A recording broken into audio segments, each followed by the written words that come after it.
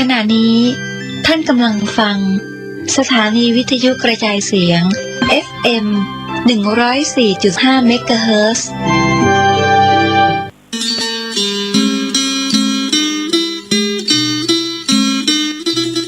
ข่าวสารเพื่อการประชาสัมพันธ์ขอเชิญร่วมทำบุญทอดผ้าป่า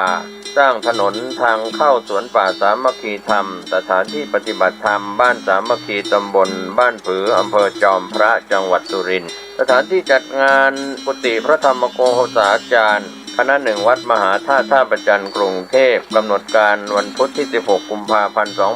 2565 10 นาฬิกาญาติธรรมพร้อมกันลานหน้ากุฏิพระธรรมโกษาจารย์ 10 นาฬิกา 30 นาทีพระสงฆ์จำนวน 9 รูปเจริญพระพุทธมนต์ 11 นาฬิกาถวายภัตตาหารเพลแด่พระสงฆ์คณะญาติธรรมร่วมรับประทานอาหาร 12 นาฬิกา 30 นาที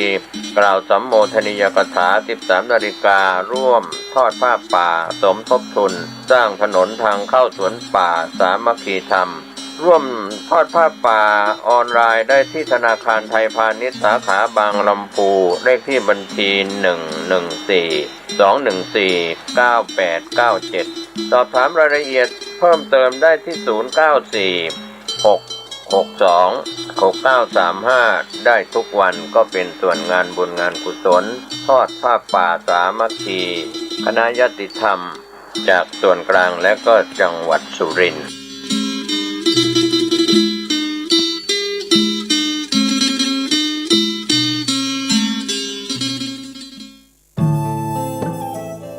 ท่านกำลังติดตามรับฟังสถานีวิทยุกระจายเสียงพระพุทธศาสนาแห่งชาติและสังคมคลื่นเพื่อการศึกษาพระพุทธศาสนาและวัฒนธรรมระบบ FM 104.5 เมกะเฮิรตซ์รายการต่อไปเป็นรายการคดีโลกคดีธรรม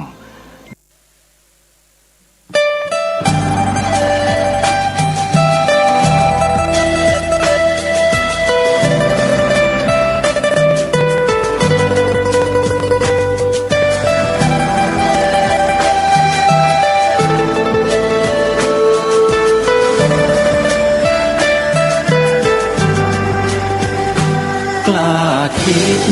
ก็ต้องกล้าทำอย่ากลัวถ้าทำความดีเป็นศึกษาปัญหาให้ทันท่วงทีเมืองไทยจะพัฒนากว่านี้รายการดีๆคดีโลกคดีธรรมขอรำพันบรรยายความคิดเครื่องหมายแห่งสีทั้งสามงามถนัดขาวคือบริสุทธิ์สีสวัสดิ์หมายพระไตรรัตน์และธรรมะคุ้มจิตไทยแดงคือโลหิตเราใสซึ่งยอมสละได้เพื่อรักษาชาติศาสนาน้ำเงินคือสีโสภาอันจอมประชาพระโปรดเป็นของส่วนองค์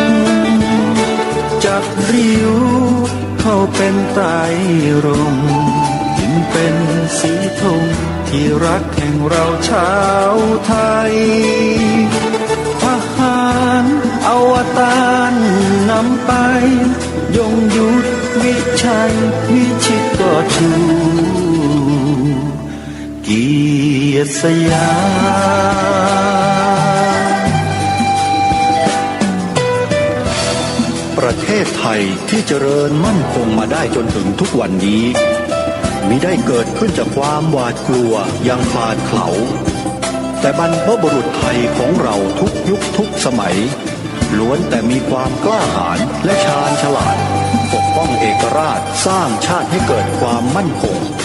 โดยมีธงแห่งพระไตรรัตน์เป็นเครื่องนำชัย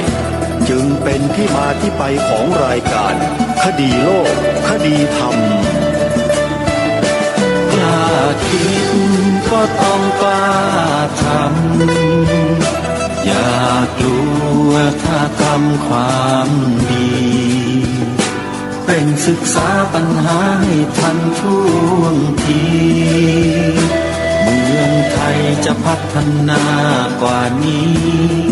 รายการดีๆคดีโลกคดี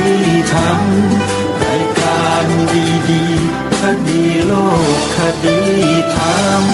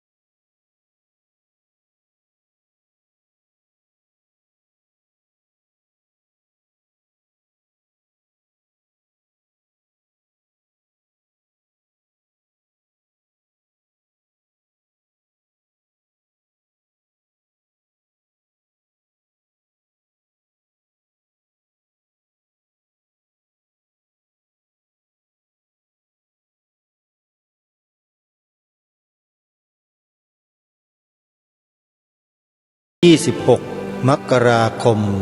พระพุทธศักราช 2565 รายการคดีโลกคดีธรรมมาพบกับท่านผู้ฟังเป็นปกติ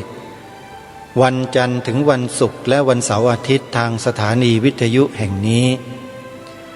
ท่านผู้ฟังสามารถดาวน์โหลดแอปพลิเคชันตัวใหม่เพื่อติดตามรับฟังรายการนี้ได้เป็นประจำทุกวันแล้วก็ยังมีรายการธรรมะ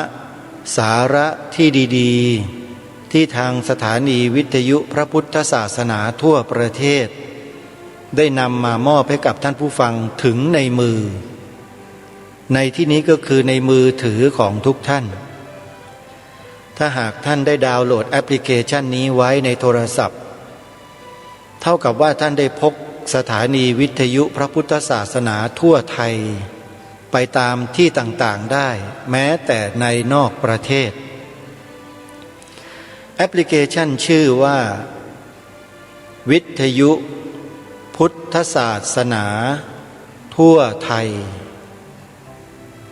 วิทยุพุทธศาสนาทั่วไทยเป็นการพัฒนาระบบแอปพลิเคชันขึ้นใหม่โดยฝีมือคนไทยของเราต้นกำเนิดเกิดขึ้นมาจากแนวคิดของพระสงฆ์รูปหนึ่งในเมืองไทยของเราที่มองเห็นประโยชน์ของเทคโนโลยีสมัยใหม่ว่าจะสามารถนำมาใช้เผยแผ่ธรรมในพระพุทธศาสนาของเราได้จึงได้มอบหมายให้ลูกศิษย์ทำการศึกษาและพัฒนาซอฟต์แวร์เพื่อทำการปรับใช้ระบบอิเล็กทรอนิกส์ในส่วนของแอปพลิเคชันนั้นให้สามารถรับสัญญาณถ่ายทอดรายการธรรมะจากสถานีวิทยุต่างๆทั่วประเทศโดยไม่มีข้อจำกัดซึ่งในปัจจุบันได้พัฒนาขึ้นมาจนกระทั่งสามารถนำรายการธรรมะจากสถานีวิทยุพระพุทธศาสนาคลื่นต่างๆของประเทศไทยไม่ว่าจะอยู่ในภูมิภาคใดของประเทศก็นำมารวมไว้ในแอปพลิเคชันดังกล่าวนี้ได้สำเร็จแอปพลิเคชันวิทยุพุทธศาสนาทั่วไทยจึงสามารถนำธรรมะสาระที่เป็นประโยชน์มากมายหลากหลายมามอบให้กับพวกเราได้แบบง่ายดายเพียงแค่เราใช้โทรศัพท์มือถือของเรานี่แหละดาวน์โหลดแอปพลิเคชันนี้ไว้ ติดตั้งให้สำเร็จเสร็จสิ้นแล้วก็จะมีสถานีวิทยุพระพุทธศาสนาปรากฏขึ้นในโทรศัพท์มือถือของท่านณขณะนี้จำนวน34สถานีเช่นสถานีวิทยุพระพุทธศาสนาแห่งชาติจังหวัดเลยวัดป่าจริยธรรม 96.50 เมกะเฮิรตซ์วัดป่าสะพาน2จังหวัดตาก 95.75 เมกะเฮิรตซ์วัดศรีอุดมวงศ์จังหวัดเลย 101.75 เมกะเฮิรตซ์วัดถ้ำผาใหญ่จังหวัดเลย FM 100.50 เมกะเฮิรตซ์วัดป่าเอราวัณจังหวัดเลยสาธุเรดิโอจังหวัดสุพรรณบุรีคลื่นส่งเสริมพระพุทธศาสนาจังหวัดสุพรรณบุรีคลื่นวัดธรรมรังสีจังหวัดประจวบคีรีขันธ์คลื่นวัดพิโสภารามจังหวัดอุบลราชธานีคลื่นวัดหนองกายอำเภอแม่แตงจังหวัดเชียงใหม่ 99.75 เมกะเฮิรตซ์คลื่นวัดนายโรงกรุงเทพมหานครคลื่นวัดปากบ่อกรุงเทพมหานครคลื่นวัดเขาดินหนองแสงจังหวัดจันทบุรีคลื่นวัดธรรมปัญญารามบางม่วงอำเภอสามพรานจังหวัดนครปฐมมนต์ธรรมะโดยพระเทพปฏิภาณกวีวัดดอยเทพนิมิตรจังหวัดเชียงรายวัดพุทธาวาสอำเภอภูสิงห์จังหวัดกาฬสินธุ์วัดป่าไทรงามจังหวัดกำแพงเพชรวิทยุคลื่นไทยธรรมวิทยุวัดศรีทวีจังหวัดนครศรีธรรมราชวัดศรีสว่างวงศ์หรือวัดเกาะเสือจังหวัดสงขลาวิทยุรักพระพุทธศาสนาวัดทุ่งพึ่งจังหวัดน่านวัดอินทขีฬสะดือเมืองจังหวัดเชียงใหม่วัดพุทธบูชากรุงเทพมหานครวัดดอกจานรัตนารามอำเภอรัตนบุรีจังหวัดสุรินทร์วัดท่าสว่างจังหวัดบุรีรัมย์คลื่นใต้ร่มโพธิญาณวัดทรงเมตตาวนารามจังหวัดชลบุรี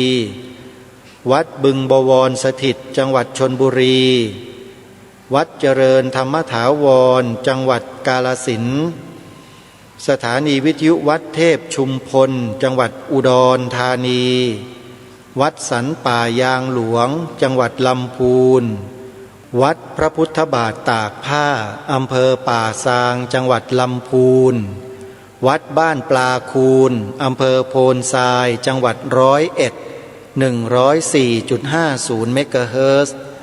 วัดฝายหินอำเภอเมืองจังหวัดเชียงใหม่ FM 104.50 เมกะเฮิรตซ์เป็นต้นนี่คือสถานีวิทยุ34สถานีณเวลานี้ที่ได้ทำการอัปเกรดสถานีวิทยุขึ้นสู่แอปพลิเคชันวิทยุพุทธศาสนาทั่วไทยมีสาระ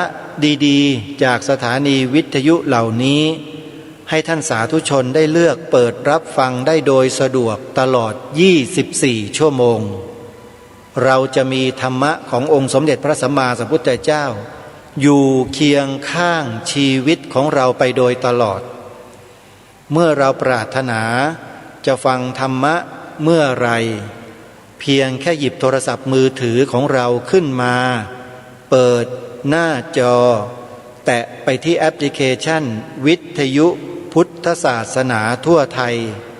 แล้วก็เลือกรับฟังธรรมะจากสถานีวิทยุนั้นๆได้เลยนี่คือความสะดวกที่พระสงฆ์ไทยของเราซึ่งเป็นนักเผยแผ่ธรรมทางสถานีวิทยุทั้งหลายทั้งปวงมอบเป็นของขวัญปีใหม่ปีนี้ให้กับญาติโยมพุทธบริษัทของเราเครดิตแห่งคุณงามความดีนี้ ต้องมอบให้กับวัดป่าจริยธรรมตำบลนาดอกคำอำเภอนาด้วงจังหวัดเลย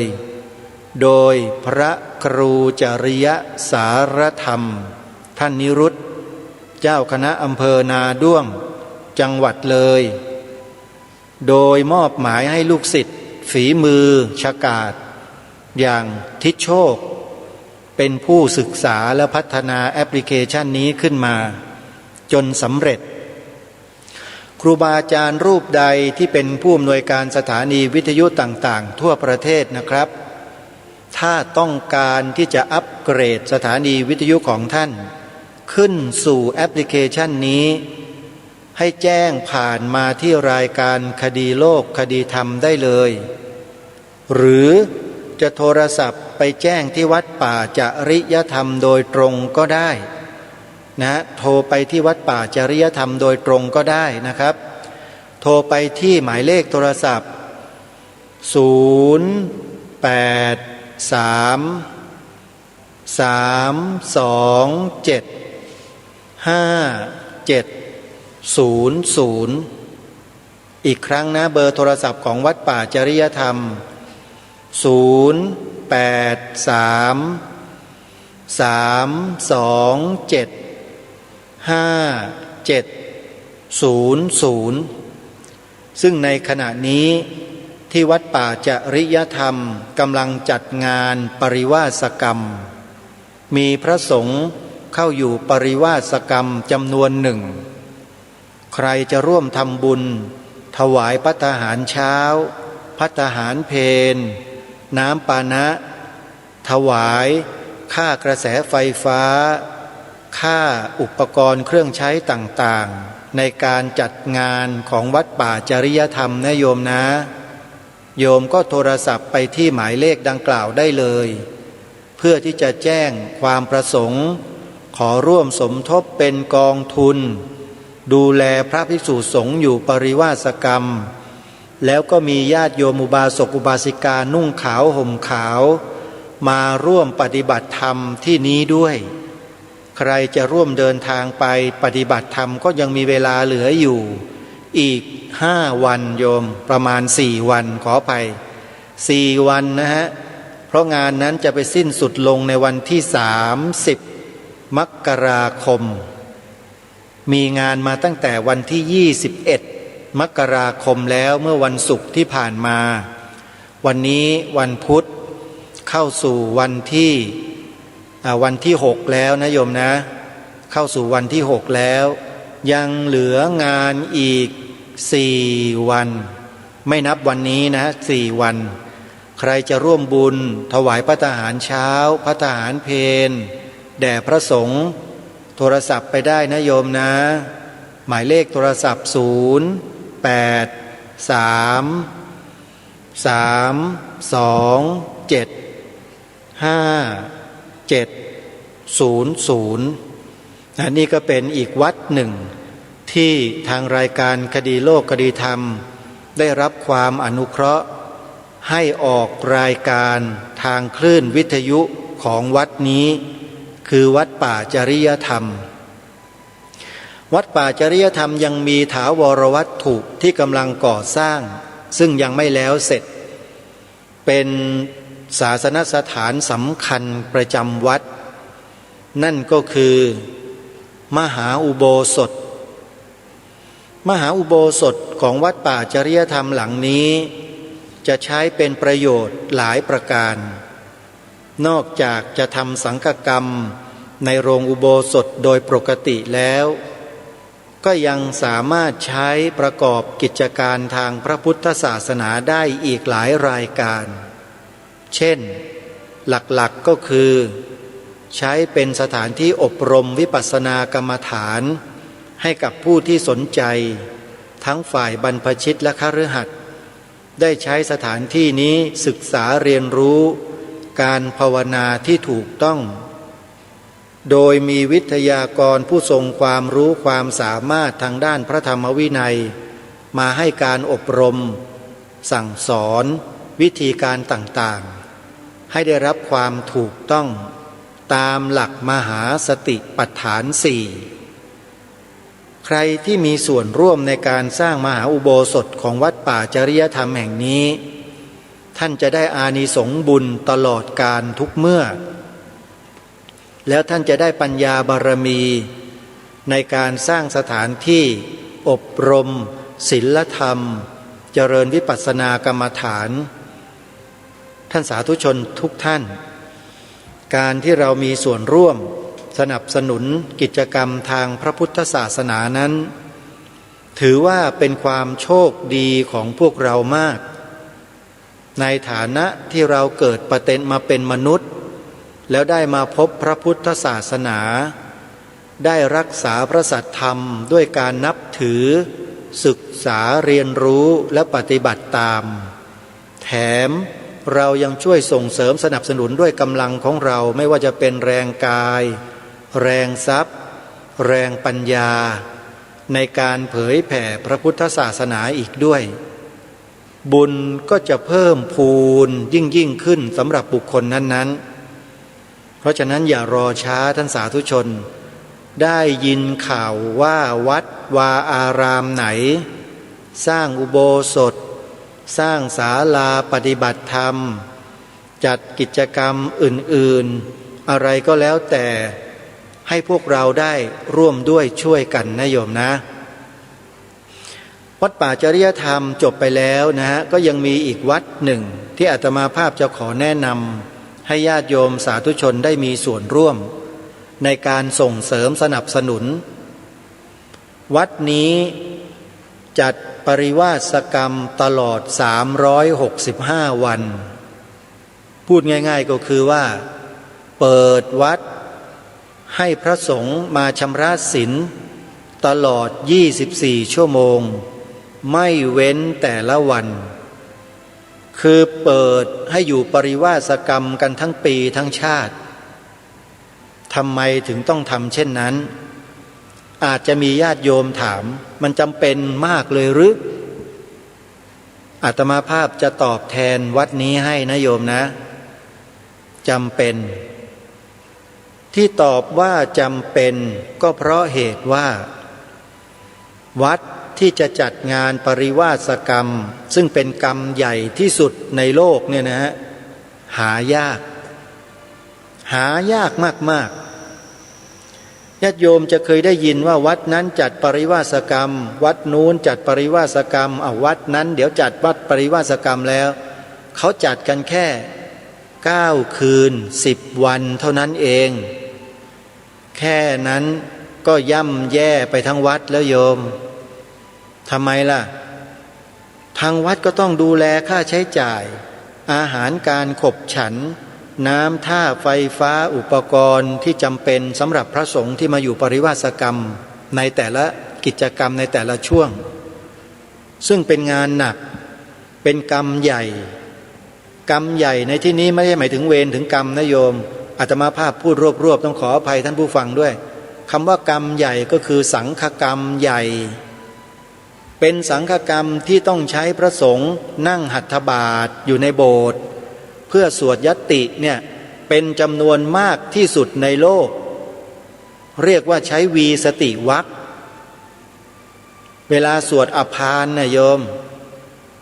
มีสังฆกรรมเดียวที่องค์สมเด็จพระสัมมาสัมพุทธเจ้าทรงบัญญัติไว้ว่าต้องใช้สงฆ์วีสติวรรคเท่านั้นวีสติวรรคก็คือมากกว่า20 รูปถ้าเป็นสมัยก่อนเนี่ยโยมไม่ต้องไปหาพระนะมันหายากเหลือเกินกว่าจะได้5 รูปก็ยากแล้วเวลาอุปสมบทในชนบทเนี่ยนะโยมในพระวินัยเขียนไว้บอกว่าใช้พระสงฆ์เพียงแค่5 รูปก็สามารถบวชกุลบุตรได้แล้วทรงอนุญาตไว้อย่างนั้นสังฆกรรมบางอย่างต้องใช้สงฆ์10 รูปขึ้นไปแต่มีสังฆกรรมเพียงประเภทเดียวต่ำกว่า20 รูปก็ไม่ได้นั่นก็คือการสวดอัปพานสวดยัตติออกจากอาบัติใช้สงฆ์ถึง20 รูปขึ้นไปโยมนี่คือสังฆกรรมที่ใหญ่ แล้วถ้าเราได้ช่วยเหลือพระสงฆ์ที่ท่านมาชำระศีลมาอยู่กรรมในงานปริวาสกรรมเนี่ยโยมคิดดูทีว่าจะได้บุญปานใดช่วยท่านส่งเสริมท่านญาติโยมก็ได้ทำบุญได้มีกำไรแห่งบุญให้กับชีวิตของเราด้วยเพราะฉะนั้นวัดที่จัดงานปริวาสกรรมเหมือนอย่างวัดที่กำลังจะกล่าวถึงเนี้ยจัดตลอด24ชั่วโมงทั้งวันทั้งคืนจัดกันตลอดทั้งปี365วันก็เพื่ออนุเคราะห์พระสงฆ์ทั่วประเทศวัดมีหน้าที่อำนวยความสะดวกถวายให้ท่านหาปัจจัยหาญาติโยมมาช่วยส่งเสริมในด้านอาหารการขบฉันให้อยู่ได้พอประมาณไม่ได้หรูหราอะไรนะโยมพระมาอยู่ปริวาสกรรมนี่ไม่ใช่มานั่งฉันโต๊ะจีนมาฉันเหลาไม่ใช่แทบจะไม่ได้ฉันกันเลยแหละเพราะต้องประพฤติวัดต้องปฏิบัติอย่างเข้มข้นแล้วต้องอยู่ในเขตที่กำหนดไว้เท่านั้นออกไม่ได้ด้วยนี่คือความอนุเคราะห์ของวัดนี้นะที่ทำมาช้านานแล้วโยมแล้วยิ่งยุคโควิดแบบนี้ด้วยเนี่ยลำบากอาตมาภาพในฐานะเป็นรายการหนึ่งที่ออกอากาศที่วัดนี้ออกอากาศทางสถานีวิทยุของวัดนี้นะที่จัดงานปริวาสกรรมทั้งปีเนี่ยโยมยังไม่ใช่แค่นี้ยังมีอีกนะที่ท่านได้จัดได้ทำอยู่เนี่ยงานเผยแผ่พระพุทธศาสนาก็ทำอยู่สถานีวิทยุก็มีอยู่ที่นี่อุโบสถรูปทรงเจดีย์พุทธคยาก็กำลังสร้างยังไม่แล้วเสร็จใครจะร่วมสนับสนุนทำบุญวัดนี้นะโยมเตรียมปากกากระดาษจดเบอร์โทรศัพท์เอาไว้แล้วโทรไปสอบถามรายละเอียดกับวัดนี้ได้ด้วยตนเองเลยวัดนี้ก็คือวัดหนองกายตำบลสันป่ายางอำเภอแม่แตงจังหวัดเชียงใหม่มีสถานีวิทยุอยู่2คลื่นที่อาตมาภาพจำได้นะ 89.75 เมกะเฮิรตซ์และ 99.75 เมกะเฮิรตซ์ออกรายการคดีโลกคดีธรรมทุกวันเวลา 9 นาฬิกา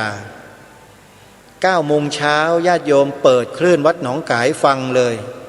อยู่ในแอปพลิเคชันวิทยุพุทธศาสนาทั่วไทยด้วยนะเปิดได้เลยโยมดาวน์โหลดแล้วเปิด 9 โมงเช้าเนี่ยออกพร้อมกันกับวัดศรีอุดมวงศ์ที่อำเภอวังสะพุงจังหวัดเลย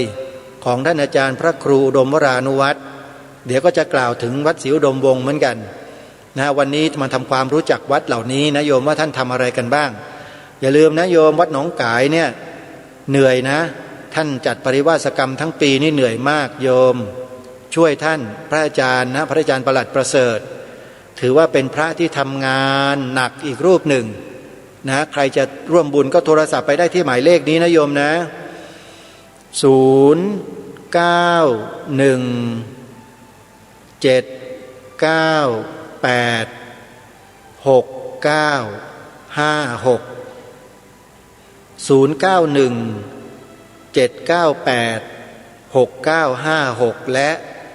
062-424-9659 ไม่ทราบเหมือนกันว่าใช้ทั้ง2เบอร์นี้หรือเปล่าถ้าผิดต้องขออภัยด้วยนะแต่มีเบอร์ใดเบอร์หนึ่งแน่นอนของวัดหนองกายนะโยมโทรเข้าไปได้เลยอีกวัดหนึ่งที่จะแนะนำให้ญาติโยมได้ไปทำบุญ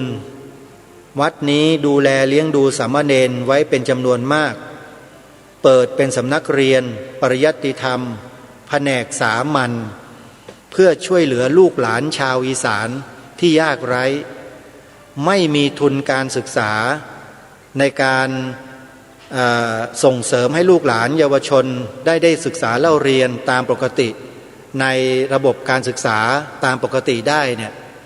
ทางวัดนี้ก็รับลูกหลานของท่านเนี่ยมาบรรพชาเป็นสามเณร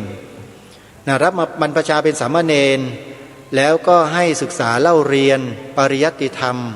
จนกระทั่งจบในระดับมัธยมปีที่6 เมื่อจบมัธยมปีที่6แล้วก็จะส่งเรียนต่อในระดับปริญญาตรี ปริญญาโท ปริญญาเอกโดยลำดับ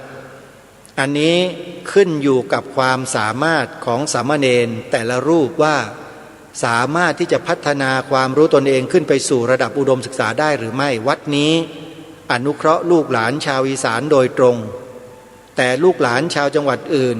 ก็ไม่ได้ละทิ้งนะโยมนะถ้าใครมาฝากบอกว่ามาบรรพชาเป็นสามเณรมาเรียนเนี่ยท่านก็รับแล้วท่านก็ต้องดูแลเรื่องอาหารการขบฉันที่อยู่อาศัยน้ำไฟต่างๆให้ลูกๆหลานๆสามเณรเนี่ยได้อยู่อย่างมีความสุขพอสมควรวัดนี้ก็คือวัดอารามมงคลวัดอารามมงคลตั้งอยู่ที่ตำบลยางตลาดอำเภอยางตลาดจังหวัดกาฬสินธุ์เจ้าอาวาสก็คือท่านอาจารย์พระครูปริยัติโพธิธรรมท่านเป็นพระที่มีความมุ่งมั่นมีความขยันหมั่นเพียรสูงเหน็ดเหนื่อยเพียงใดแค่ไหนท่านก็ยอมเพื่อให้ลูกๆหลานๆสามเณรนั้นมีอนาคตท่านรำลึกถึงตัวท่านบอกว่าท่านเป็นคนยากคนจนจะเล่าเรียนศึกษาอะไรก็ลำบากต้องตะเกียกตะกายอาศัยหาวัดวาอารามเนี่ยบวชแล้วเรียนพัฒนาความรู้ตนเองขึ้นมาจนจบปริญญาแล้วท่านก็นึกถึงเด็กๆของภาคอีสานนั่นแหละว่าโอกาสที่จะได้รับการศึกษามันยากท่านก็เลยเปิดโรงเรียนแล้วรับลูกหลานเยาวชนของญาติโยมเนี่ยมาบรรพชาแล้วก็ให้ศึกษาเล่าเรียนกันอยู่ในวัดตอนนี้ขอบอกว่าลำบากเพราะช่วงโควิดเหมือนกับทุกๆวัดเลยโยมแต่หนักกว่าหลายวัดอื่นๆเขาไม่ได้เลี้ยงดูสามเณรมากมายแบบนี้นี่แต่วัดนี้เลี้ยงดูเยอะใครจะร่วมทำบุญกับท่านนะโยมนะโยมก็สามารถที่จะเข้าไปในเพจของวัดอารามมงคลนะวัดอารามมงคลที่ตำบลยางตลาดอำเภอยางตลาดจังหวัดกาฬสินธุ์ได้เลยนะเพราะว่าท่านนั้นรอบรรดาสาธุชนญาติโยมเนี่ยเข้าไปสนับสนุนค่าน้ำค่าไฟค่าอาหารการขบฉันให้กับหลานสามเณรอยู่ในขณะนี้นะโยมนะทำบุญกับวัดที่ท่านทำงานเผยแผ่พระศาสนาดูแลภิกษุสามเณรแบบเนี้ยอาตมาภาพคิดว่าเป็นโอกาสที่ดีและหายากใครที่ได้มีส่วนร่วมในการทำบุญกับครูบาอาจารย์ที่ท่านทำงานเช่นนี้ก็ถือว่าโชคดีได้บุญมากมายทีเดียวโยมนะอาตมาภาพก็ขอสนับสนุนให้ญาติโยมได้มีส่วนร่วมกันส่วนวัดอื่นๆอย่างเช่นวัดศรีอุดมวงศ์ตำบลศรีสงครามอำเภอวังสะพุงจังหวัดเลยของพระอาจารย์พระครูดมวรานุวัตรก็เหมือนกันเป็นวัดที่จัดกิจกรรมเพื่อญาติโยมพุทธบริษัทอบรมศีลธรรมให้กับเด็กๆเยาวชนนักเรียนนักศึกษาทุกสถาบันในจังหวัดเลยตลอดทั้งปีมีค่าใช้จ่ายมีอะไรต่างๆมากมายเหมือนกันไม่แพ้วัดอื่นๆเลยโยมนะใครจะร่วมบุญกับทางวัดศรีอุดมวงศ์ก็สามารถโทรศัพท์เข้าไปเพื่อร่วมบุญได้ที่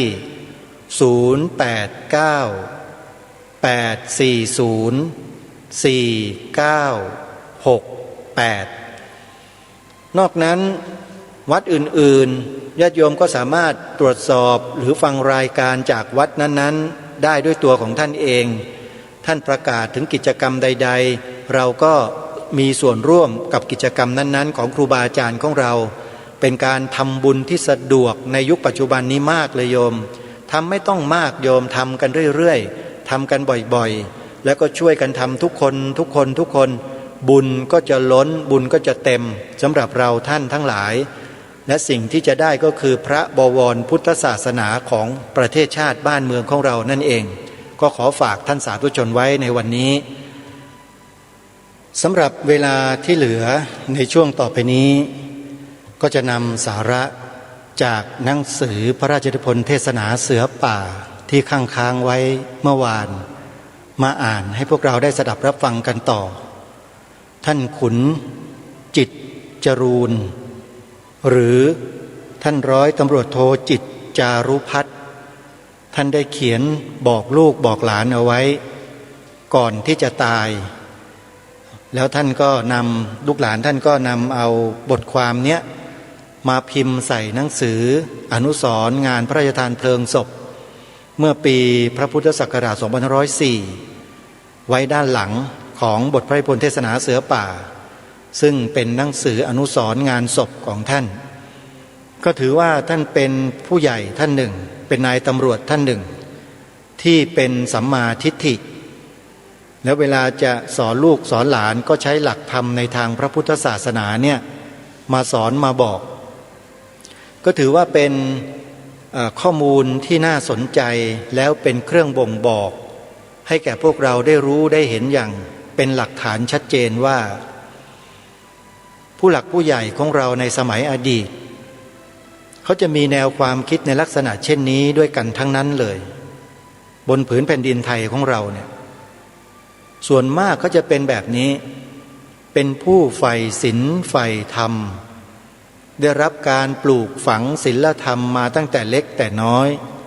ตั้งแต่รุ่นบรรพชนพ่อแม่ปู่ย่าตายายก็สืบทอดกันมาเช่นนี้โดยตลอดดูได้จากตัวอักษรหนังสือทั้งหลายที่ท่านบันทึกที่ท่านเขียนอย่างที่นำมาอ่านให้พวกเราได้ฟังเนี่ยเป็นอะไรที่ชัดเจนมากเพราะฉะนั้นเมื่อวานนี้ท่านได้กล่าวมาถึงเรื่องของความไม่ประมาทโดยยกพระปัจฉิมโอวาทขององค์สมเด็จพระสัมมาสัมพุทธเจ้าเนี่ยขึ้นมาแล้วก็ให้พวกเรานั้นได้เรียนรู้ได้เห็นความสำคัญของหลักธรรมคำสอนในทางพระพุทธศาสนาว่ามีความสำคัญยิ่งเพียงใดเพราะฉะนั้นบทความที่เหลือเป็นเรื่องของอริยมรรคมีองค์8ที่ท่านอธิบายความไว้ในช่วงท้ายของหนังสือเล่มนี้ก็จะได้นำมาอ่านให้พวกเราได้สดับรับฟังกันไปจนจบจนกว่ารายการนี้จะหมดลงนะฮะในวันนี้ท่านขึ้นมาเมื่อวานนี้ด้วยพระพุทธศาสนสุภาษิตสุดท้ายของพระพุทธองค์ที่ตรัสก่อนที่จะเสด็จดับขันธปรินิพพานท่านบอกว่าเมื่อคืนอันใกล้เวลาที่พระองค์จะดับขันเข้าสู่พระนิพพานได้ทรงกล่าวเตือนไว้ว่าอัปปมาเทนะสัมปาเทถะท่านทั้งหลายพึงยังความไม่ประมาทให้ถึงพร้อมแล้วพระพุทธองค์ก็ปิดพระโอษฐ์ไม่กล่าวคำใดอีกต่อไปบัดนี้นักปราชญ์กล่าวว่าเป็นปัจฉิมวาจาของพระองค์ความไม่ประมาทคืออะไรจะกล่าวเพียงย่อๆในที่นี้ก็คือไม่ประมาทเพราะกระทำมรรคให้แจ้งจนมรรคทั้ง8อุดหนุนอนุเคราะห์กันโดยสามัคคีคือ 1. สัมมาทิฏฐิความคิดเห็นชอบเห็นว่าทำชั่วไม่ชอบต้องทำดีจึงชอบและต้องประกอบไปด้วย 2. สัมมาสังกัปโปความดำริชอบโดยอาศัยความตริตรองขบความเห็นลงไปให้แตกออกตรงกันกับความคิดเห็นการกระทำมี3อย่างคือกระทำด้วยกายกระทำด้วยวาจากระทำด้วยใจการกระทำใดเป็นผลร้ายแก่ตนเองและแก่ผู้อื่นแต่ละฝ่ายหรือรวมทั้ง2 ฝ่ายก็ตามการกระทำเช่นนั้นไม่ชอบไม่ควรทำแต่ถ้าการกระทำใดเป็นไปเพื่อตนเองและแก่ผู้อื่นหรือเป็นประโยชน์ทั้งแก่ตนเองและผู้อื่นการกระทำนั้นเป็นการชอบควรกระทำ 3. สัมมาวาจากล่าววาจาชอบหมายความว่าถ้าจำเป็นจะต้องกล่าววาจาก็ต้องกล่าววาจาชอบเฉพาะในหลัก4ประการคือ 1. กล่าวแต่ความจริง 2. กล่าวแต่วาจาอ่อนหวานไพเราะ 3. กล่าวเฉพาะที่เป็นการเป็นงาน 4. กล่าววาจาที่เป็นสุภาษิตหรือแนะนำสั่งสอนด้วยความกรุณาปราณี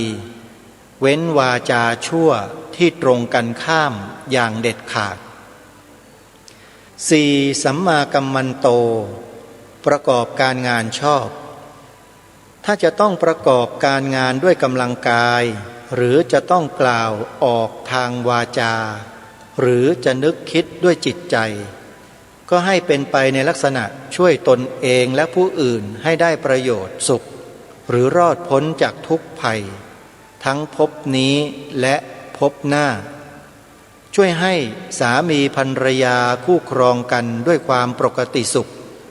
แล้วเว้นการกระทำมันตรงกันข้ามทั้งสิ้น 5. สัมมาอาชีโวการเลี้ยงชีวิตชอบเลี้ยงชีพอย่างไรจึงเรียกว่าชอบต้องใช้ความคิดเห็นและความดำริให้กว้างขวางประกอบด้วยความระมัดระวังอย่าให้การเลี้ยงชีพของตนกระทบกระเทือนกับประโยชน์ของผู้อื่นเช่นการเลี้ยงสัตว์ไว้เพื่อขายให้เขาฆ่าการจำหน่ายยาพิษที่คนและสัตว์ถูกต้องเข้าเกิดอันตรายการจำหน่ายสุราและเมรัยทำให้ผู้อื่นมึนเมาจำหน่ายอาวุธเครื่องประหารเป็นต้นนอกนั้นเป็นการเลี้ยงชีพชอบ 6. สัมมาวายาโมความเพียรชอบหมายถึงเพียรประพฤติธรรมในอริยมรรคทั้ง8ประการนับเป็นความเพียรชอบทั้งสิ้น 7. สัมมาสติระลึกชอบหมายความว่าต้องระลึกอยู่ในอริยมรรคทั้ง8ประการสอบสวนทวนดูให้สามัคคีอยู่ด้วยดีเสมอ 8. สัมมาสมาธิตั้งจิตไว้ในที่ชอบคือตั้งมั่นอยู่ในพฤติธรรมทั้ง8ประการด้วยดีเสมอข้อเสนอความเห็นไว้ให้ลูกหลานพิจารณาด้วยเห็นว่ามรรคมีองค์8นี้เป็นธรรมะอันควรแท้ที่พระองค์ทรงบัญญัติเป็นปฐมเพราะครอบงำธรรมทั้งหลายที่พระองค์ทรงแสดงภายหลังดังเช่นพระองค์ทรงแสดงไตรสิกขาคือศีลสมาธิปัญญาก็แยกจากมรรค8ทรงแสดงโอวาทปาติโมกข์ให้ละชั่วประพฤติดีทำจิตให้ผ่องใสก็แยกมาจากมรรค8ทรงแสดงมหาสติปัฏฐานก็แยกมาจากมรรค8ทรงบัญญัติกัลยาณธรรมหรือกุศลกรรมบท10ประการก็แยกจากมรรค8แม้โพชฌงค์ก็แยกจากมรรค8เป็นต้นเพราะฉะนั้นจึงขอแนะนำไว้ในที่นี้ด้วยว่าผู้ใดจะปฏิบัติตามพระพุทโธวาทก็จงเจริญมรรคทั้ง8ให้แจ้งโดยประจักษ์เถิดก็จะบรรลุธรรมทั้งหลายสิ้นอันหนึ่งท่านผู้รู้ส่วนมากมุ่งไปสู่ทางเดียวกันว่าสัมมาทิฏฐิความเห็นชอบนั้นต้องเห็นอริยสัจสี่หมายความว่าเห็นแจ้งในทุกข์สมุทัยนิโรธมรรคโดยตรงแต่ข้าพเจ้าเห็นว่าคำสอนของพระพุทธเจ้าทั้งหมดย่อมเพ่งถึงความพ้นทุกข์ทั้งสิ้นและผู้ปฏิบัติเพื่อความพ้นทุกข์ถ้าไม่รับปฏิบัติธรรมเบื้องต้นคือโลกิยธรรมก่อนแต่จะให้เข้าถึงโลกุตรธรรมทีเดียวก็ยากมากดังพระองค์เริ่มสอนผู้ครองเรือนเช่นสอนท่านยสกุลบุตรเป็นต้นพระองค์ก็เริ่มด้วยอนุบุพพีกถาเป็นการเปิดทางก่อนเมื่อทรงเห็นว่าจิตละเอียดขึ้นแล้วก็เลยไปถึงจตุราริยสัจ ต่อภายหลังลาทีจิตจรูน29 มิถุนายน 2496และนี่ก็เป็นบันทึกของท่านหลวงจิตจรูนหรือจรูนจารุพัฒน์ผู้ล่วงลับเป็นนายร้อยตำรวจโทสมัยก่อนก็ได้นำธรรมะในทางพระพุทธศาสนาเนี่ยบันทึกเพื่อสอนเพื่อบอกลูกหลานของท่านตลอดจนชนทั่วไปด้วยถ้าเราสังเกตเราจะเห็นว่าคนสมัยรุ่นก่อนหน้าพวกเราไปเนี่ยประมาณ2, 3, 4ชั่วคนเนี่ยนะเขามีความรู้ความเข้าใจในเรื่องของธรรมะในพระพุทธศาสนากันโดยมากซึ่งแตกต่างจากคนในยุคนี้ราวฟ้ากับดินแม้แต่การอาราธนาศีลอาราธนาธรรมการจุดธูปจุดเทียนบูชาพระรัตนตรัยการประดับธงชาติคู่กับธงธรรมจักรยังทำกันไม่ได้เลยแล้วอย่างนี้เราจะบอกว่าเราเป็นผู้นับถือพระพุทธศาสนาได้อย่างสมบูรณ์แบบได้หรือไม่